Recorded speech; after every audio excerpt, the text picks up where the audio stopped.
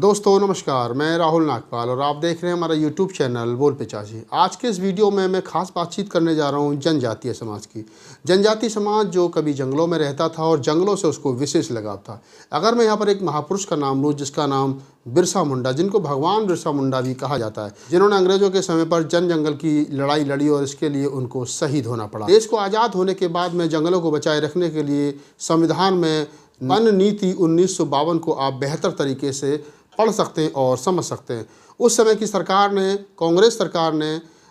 जंगल को बचाए रखने के लिए विशेष कानून बनाए और जनजातीय समाज के हक हकूक़ को बचाए रखने के लिए विशेष कानून बनाए और उनके हक हकूक़ को सुरक्षित किया गया। लेकिन वर्तमान समय में जिस प्रकार से बीजेपी सरकार जनजातियों के अधिकारों को कुचल देना चाहती है और उनके जंगलों को छीन करके अपने खास मित्रों को सौंप देना चाहती है, वो भी बिजनेस पर्पस से, ये विचारणीय प्रश्न है और ये कहीं ना कहीं गलत है। इसका मुखर होकर के तमाम लोगों को विरोध करना चाहिए, क्योंकि ये किसी भी जाति को, उसके वजूद को ख़त्म कर देने जैसा है।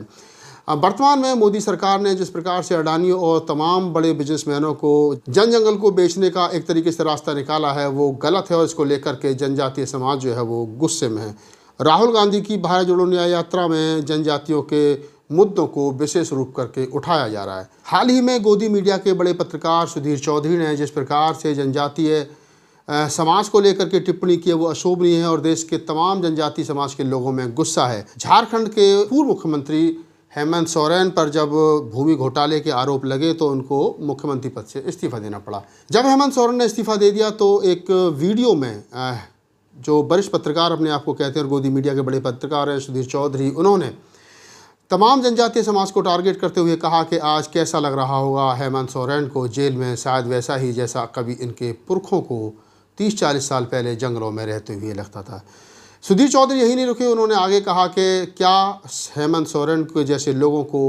आरक्षण की ज़रूरत है जो आज प्राइवेट प्लेन में और बड़ी बड़ी गाड़ियों में घूमते हैं। कहीं ना कहीं इस पूरे वीडियो में सुधीर चौधरी का ये कहना था कि जनजातीय समाज के लोग जो जंगलों में रहते हैं, उनको जो अधिकार मिल कर के वो यहाँ तक आ गए हैं, उनको अगर वो इस स्थिति में चले भी जाएं तो उनको कोई दिक्कत नहीं है। कहीं ना कहीं उन्होंने पूरे इस वीडियो में जनजातीय समाज को अपमानित करने का काम किया और इस वीडियो के बाद जनजातीय समाज में उबाल है। पूरे देश भर में अनेकों जगह पर, अनेकों थानों में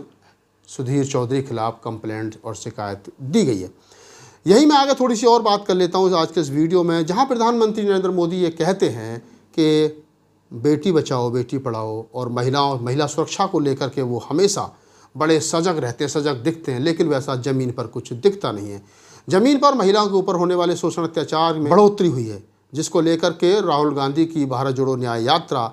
कहीं ना कहीं राहुल गांधी इसको लेकर के सजग हैं और उन्होंने इस मुद्दे को अपनी भारत जोड़ो न्याय यात्रा में न्याय में शामिल किया है। और राहुल गांधी ने कहा है कि जहाँ प्रधानमंत्री ना तो इस देश के जनजातीय लोगों के मान सम्मान को लेकर के, उनकी ज़मीन को लेकर के चिंतित हैं, उनकी ज़मीन को अपने जो बिजनेसमैन, जो कॉरपोरेट घराने उनको बेच देना चाहते हैं, और वहीं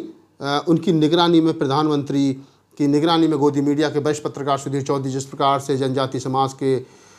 पूर्व मुख्यमंत्री हेमंत सोरेन का अपमान कर रहे हैं और महिला सुरक्षा को लेकर के दिखावे के रूप में सिर्फ और सिर्फ प्रधानमंत्री जी के खोखले दावे हैं, जबकि राहुल गांधी कि भारत जोड़ो न्याय यात्रा लेकर के इन तमाम मुद्दों को गंभीर है। आप कैसे देखते हो राहुल गांधी की भारत जोड़ो न्याय यात्रा को और इस वीडियो के बारे में आपकी क्या प्रतिक्रिया, कमेंट्स बॉक्स में हमें बताएं।